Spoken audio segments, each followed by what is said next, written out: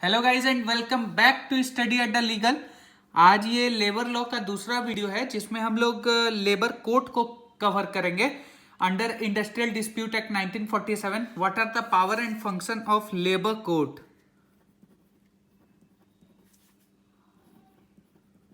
Labour code के power and functions को हम लोग डिस्कस करेंगे आज के वीडियो में।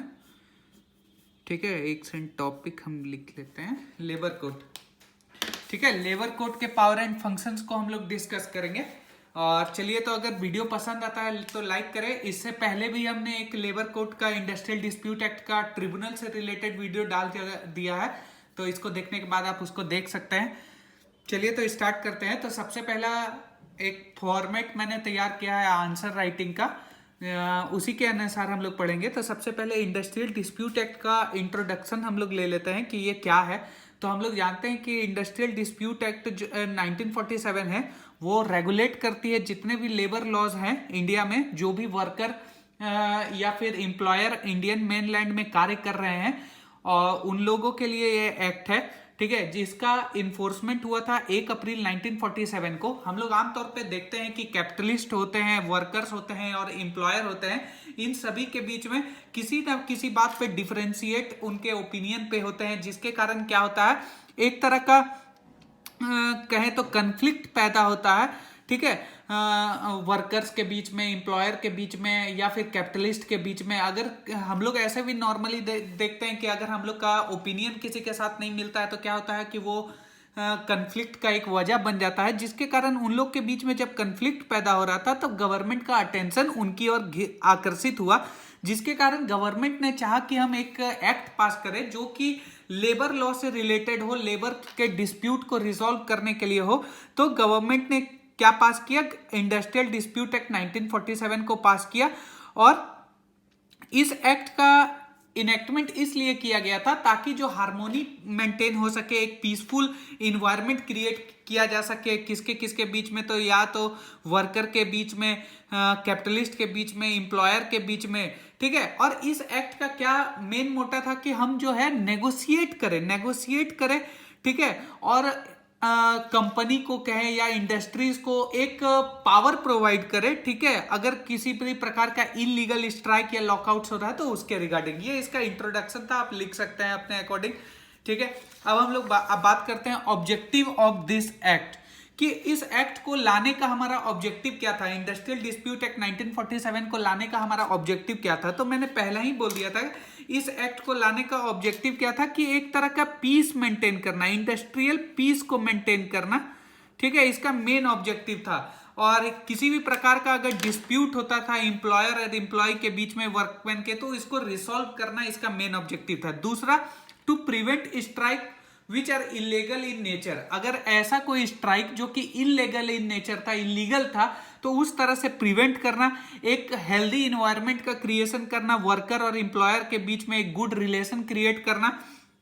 और अगर किसी भी वर्कर के साथ इलीगल कार्य हो रहा है, या तो उनको रिटायर कर दिया जा रहा है विदाउट अ प्रायर नोटिस के या वैलिड कॉज के, या फिर उनको पद से उनका हटा दिया जा रहा है, डिसमिसल किया जा रहा है, सैलरी में कटौती हो रही है, इंक्रीजमेंट नहीं हो रहा है, तो इन सब मैटर से भी रिलेटेड से हम लोग एक क्या होता है, वर्कर को एक प्रोटेक्शन प्रोवाइड किया जा रहा है इस एक्ट के थ्रू, कि भाई तेरे साथ कोई गलती नहीं होगा। चलिए हम लोग आते हैं नेक्स्ट, हमारा जो आज का टॉपिक है लेबर कोड का power and function under industrial dispute act 1947, इस पे हम लोग बात करते हैं। ठीक है, इंडस्ट्रियल डिस्प्यूट एक्ट 1947 एक इंपॉर्टेंट लेजिस्लेचर है इन इंडिया, गवर्न्स जितने भी इंडस्ट्रियल रिलेशन है, ठीक है, या फिर इंडस्ट्रियल डिस्प्यूट है, तो इनके बीच में एक मैकेनिज्म प्रोवाइड करता है, एक रेजोल्यूशन प्रोवाइड करता है कि अगर किसी के बीच में डिस्प्यूट होता है एम्प्लॉयर और एम्प्लॉय के बीच में, तो ये इसको क्या करेगा, रिसॉल्व करेगा। कौन करेगा, इंडस्ट्रियल डिस्प्यूट एक्ट 1947 सॉरी। और इसी के अंदर हमने लेबर कोड को एज अ की इंस्टीट्यूशन क्या किया है, इस्टेब्लिश किया है, ताकि कोई भी अगर ऐसा मामला आता है इंडस्ट्रियल डिस्प्यूट से रिलेटेड, उसको एडजुडिकेट कर सके। ठीक है, इंडस्ट्रियल डिस्प्यूट का establishment under the industrial dispute act 1947 हमने किया है, ताकि अगर if any case arise due to industrial dispute between the worker and employer or employer and employee, then the labor court has power to adjudicate such matters. ठीक है, here are the power and function of labor court under the Industrial Dispute Act 1947. अब further हम लोग power and function of industrial dispute act को के अंतर्गत labour court के पास क्या पावर एंड फंक्शन है उसको हम लोग डिस्कस करते हैं. ठीक है,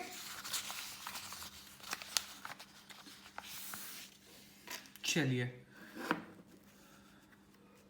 हमारा आ गया पावर एंड फंक्शन. सबसे पहला पावर एंड फंक्शन में क्या है? Adjudication of dispute. क्या है? Adjudication of dispute. Labour court जो है उसके पास अथॉरिटी है कि वो एडजुडिकेट कर सके और सेटल कर सके क्या इंडस्ट्रियल डिस्प्यूट जो भी उसके पास भेजे गए हो एप्रोप्रिएट गवर्नमेंट के द्वारा. ठीक है, दिस डिस्प्यूट में include related to the term and condition of employment. ये डिस्प्यूट किस प्रकार के हो सकते हैं? Term and condition of employment से रिलेटेड, डिसिप्लिनरी एक्शन के रिगार्डिंग, डिस्चार्ज के रिगार्डिंग, डिसमिसल के रिगार्डिंग और any other matters affecting the industrial relation between employer and employee. ठीक है, पहला हमारा फंक्शन लेबर कोर्ट का क्या है? Adjudication of dispute.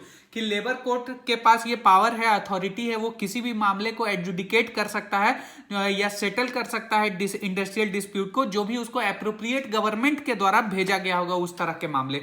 ठीक है, दूसरा बोल रहा है कि इन सब इश्यूज किस तरह के हो सकते हैं? तो term and condition of employment से रिलेटेड होगा, डिसमिसल से रिलेटेड होगा, डिस्चार्ज से रिलेटेड होगा या फिर किसी भी प्रकार के मामले जो कि इंडस्ट्रियल हार्मोनी को, इंडस्ट्रियल रिलेशन को खराब कर रहे हैं एम्प्लॉयर एम्प्लॉय के बीच में, उस तरह के मामले का एडजुडिकेशन करेगी labour court.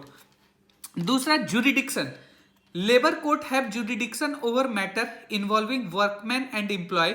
They can hear cases related to dispute arising the course of employment. ठीक है, दूसरा बोल रहा है जुरिडिक्शन क्या होगा? तो बोल रहा है लेबर कोर्ट उन सभी मामले में उसका जुरिडिक्शन है जिसमें वर्कमैन और एम्प्लॉयर से रिलेटेड हो.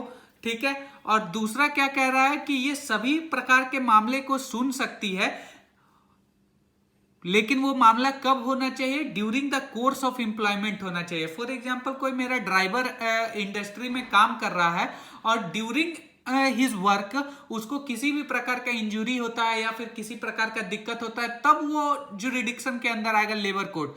वर्क खत्म हो जाने के बाद, ठीक है, काम खत्म हो जाने के बाद, उसके बाद फिर हमको कोई उससे मतलब नहीं है वो कहां जा रहा है, क्या कर रहा है, नहीं कर रहा है, लेकिन during the course of employment वो मेरे निगरानी में है और वो इंडस्ट्रियल डिस्प्यूट एक्ट के अंतर्गत ही आएगा. ठीक है, labour and cylinder, master and servant का रिलेशन जो था, एक मैगजीन था, उसके अकॉर्डिंग यहां पे हम बात हो रहा है. अवार्ड. ठीक है, after conducting hearing examining evidence. देखो क्या बोल रहा है? अवार्ड मतलब कि अगर दोनों पक्ष को सुनने लेना. ठीक है, कोई भी तरह का डिस्प्यूट है तो दोनों पक्ष को सुनने के बाद या फिर जो भी एविडेंस दिए गए होंगे दोनों पक्षों के द्वारा, उन सभी मामले को सुनने के बाद लेबर कोर्ट क्या करेगा? अवार्ड पास करेगा. और जो कि वो अवार्ड क्या होगा? Binding upon the parties involve. ठीक है, जो भी पार्टीज उसमें इन्वॉल्व होंगे उन सब पर बाइंडिंग होगा. द अवार्ड में specify the term of settlement and providing director regarding restatement, compensation और अदर मेजर. ठीक है, क्या बोल रहा है कि ये अवार्ड किस प्रकार के हो सकते हैं? तो टर्म एंड कंडीशन से रिलेटेड होंगे, सेटलमेंट से रिलेटेड होंगे, कंपनसेशन से रिलेटेड होंगे या फिर अदर कोई ऐसे मेजर प्रॉब्लम्स है जो कि डिस्प्यूट को रिसॉल्व कर सके. ठीक है, interpretation and standing order. Labour court के पास ये भी इंपावर्ड है कि वो इंटरप्रेट कर सकता है and decide on matter related to standing order applicable to and industrial establishment. ठीक है, इंटरप्रिटेशन ऑफ स्टैंडिंग ऑर्डर क्या मतलब? इंटरप्रेट करने का भी पावर है. जो भी अगर standing order, previous order pass किए गए हैं उसको भी ये क्या कर सकता है? इंटरप्रेट कर सकता है. ठीक है, रिव्यू ऑफ स्टैंडिंग ऑर्डर, जैसे कि हम लोग जुडिशियल रिव्यू जानते हैं. ठीक है, कि कोर्ट के द्वारा पास किया हुआ कोई भी जो है वो खुद से एक बार रिव्यू कर सकता है. He has a power to review his own judgements. ठीक है, उसी प्रकार लेबर कोर्ट के पास भी ये पावर है कि वैसे मामले को रिव्यू कर सकता है. इन सम केसेस लेबर कोर्ट में be involve in the review of standing order. जो भी स्टैंडिंग ऑर्डर है उसको रिव्यू करने के पास उसका पावर है of an industrial establishment and their approval. ठीक है, नेक्स्ट आता है इम्प्लीमेंटेशन एंड इन्फोर्समेंट. इन्फोर्समेंट। क्या कहता है कि लेबर कोर्ट अगर किसी भी प्रकार का अवार्ड पास कर दिया है और उस अवार्ड के अकॉर्डिंग कॉम्प्लायंस नहीं हो रहा है, उसको फॉलो नहीं किया जा रहा है, तो लेबर कोर्ट के पास ये पावर है कि उसको इंप्लीमेंट करवा सकता है, इन्फोर्स करा सकता है। ठीक है, उसके पास पावर होता है पेनल्टी लगाने का, तो ये सब कर सकता है। ठीक है, exclusivity of jurisdiction. Labor court have exclusive jurisdiction over matter that fall within the purview. Civil court are generally barred from adjudicating on industrial dispute covered by the act. बोल रहा है एक्सक्लूसिव और एक्सक्लूसिविटी ऑफ जुरिडिक्शन, अर्थात कि labour court के पास exclusive power है, jurisdiction है कि वो किसी भी इंडस्ट्रियल डिस्प्यूट से रिलेटेड मामले को सुन सकता है। ठीक है, और इसमें क्या कह रहा है कि सिविल कोर्ट को बार्ड किया गया है कि वैसे मामले को सुनने के लिए जो कि इंडस्ट्रियल डिस्प्यूट एक्ट के अंतर्गत आते हो।